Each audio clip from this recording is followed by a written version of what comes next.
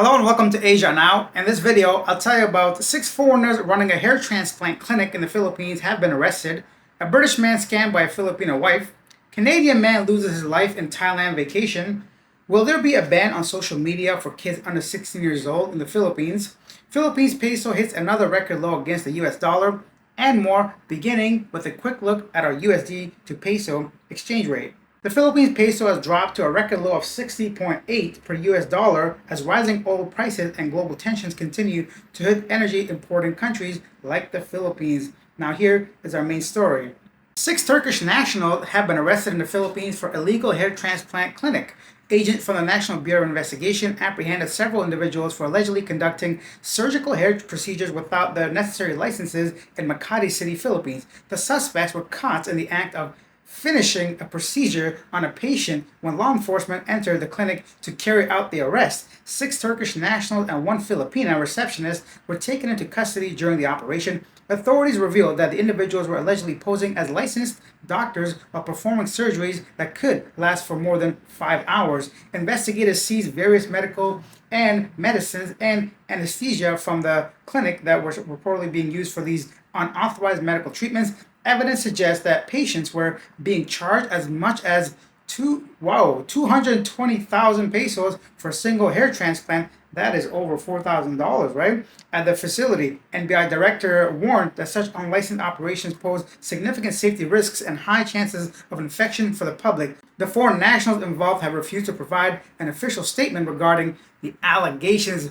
The whole time I was reading that, I just hope this man completed his hair transplant. You don't want to be walking around with a half a noggin full of hair and the other one completely bald and blank. What are you doing? My man, 220,000 pesos, you can take a trip to Istanbul, get a very nice transplant, have yourself a 2-day vacation, come on and bring your ass on back, right? I don't know how the prices are, but I'm sure you get it around the same price by just going to the licensed professionals. Turkey is known for one of the biggest hubs for hair transplants. So these guys probably thought, you know what? We got too much competition in Istanbul. Let's take our business to the Philippines. I know a Filipina, man. She's going to hook us up. Let's start a business. Well, let's see what happens with these 6. I have a feeling they're not going to be going anywhere anytime soon unless they cough up a whole bunch of money. Next up, a British husband complains Filipino wife wiped out his life savings. A British national named Martin Forbes reported to a senator, I'm assuming Rafi Tofo, that he moved to the Philippines in 2022 to marry his partner and build a life together. Forbes claimed he invested nearly 7 million pesos, that's about 90,000 British pounds, into various assets including land, restaurants, and vehicles during the time in Cebu, Philippines. The complainant stated that the businesses were placed under his partner's name due to local foreign ownership restrictions. This is a very common thing. He says that the relationship ended abruptly when his partner shut down the business and emptied their shared condo without his knowledge. Forbes told authorities he was left homeless and without access to money, relying on others for food and shelter during a period where he nearly passed away. His partner denied the allegations and claimed she had her own sources of income while accusing Forbes of verbal abuse. Legal experts explain that the assets are jointly owned under local law regardless of the source of funds. Authorities suggest that the couple settled the dispute in local jurisdictions where properties could be divided equally between the parties. Yeah, all right, buddy. Let's see you take that to Philippines court. Let's see how long that's going to take you. You're already homeless with nothing. How are you going to get the money to take this lady to court? Good luck, my guy. How many times? If you guys want to see stories of men being scammed regularly, check out my Living Abroad channel, which has become basically me reviewing and commenting and reacting to all these stories. Not because I think it's fun or whatever, but mainly just to provide information for people, tourists, foreigners getting a relationship with Filipinos. Some of them can be sneaky, snaky, and take all your life savings. $90,000, not even dollars, British pounds, probably easily over 100,000 something. So all gone because you trusted the wrong Filipina. I still can't believe people come here and start businesses and land purchases and invest. No, man. That is for people that have been in a long-term relationship, that got kids, that are legit married, that even then I would not do it. That's just me. I don't know. It's nothing to do with the Philippines people. It's just against the process and what the laws are in favor of foreigners or whatnot. I just don't know enough to be dabbling into spending my life savings on whoever. I don't care who it is. You ain't getting it, bro. I didn't work all my life, to just willy-nilly go at some restaurant that may or may not work. That's just me though. Leave your thoughts down below. What do you think of that story? There's so many of them. It's hard to even care at this point, to be honest, but it's a good reminder for all of us to ensure we know exactly what we're doing if we're going to get into business in the Philippines. Next up in the Philippines, Senator Sherwin Gatchalian renewed his call for a social media ban on individuals age 16 and below after Indonesian government blocked children below 16 years old from high-risk platforms. Moving on to 3 Pakistani nationals in the Philippines arrested for illegal work in General Santos City. The Bureau of Immigration arrested 3 Pakistani nationals for allegedly working illegally and committing other violations in General Santos City, Philippines. The suspects were identified as whoever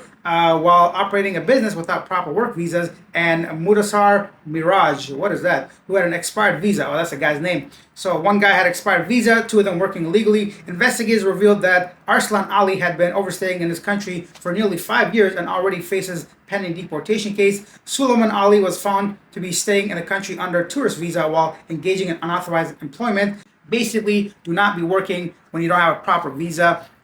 There's still no digital nomad visa. We had a whole discussion about this on the other channel. There isn't. Although executive order was signed last year around April, approving the actual framework for digital nomad visa, the Philippines does not have such a thing. So working online technically is illegal, although a lot of people do it, and there's a gray area, and most likely nothing will happen to you. Technically, though, it is illegal, and if you get into a fight with your girlfriend and she has proof of you working in the Philippines, you can be sure she's going to use that against you, and a very easy way to get you deported, blacklisted, and who knows, whatever. So do your due diligence. Even vlogging, that's a whole different story. I'm not going to touch on this, but talked about it so many times. Vlogging is okay. It's not considered working. The previous immigration chief came out and said it's all good about 3 or 4 years ago. You can find that online. Moving on to our next story. Next up in Thailand, a Canadian tourist lost his life after collapsing on Krabi Tiger Cave climb. Visitors must tackle 1,260 steps to reach the mountaintop.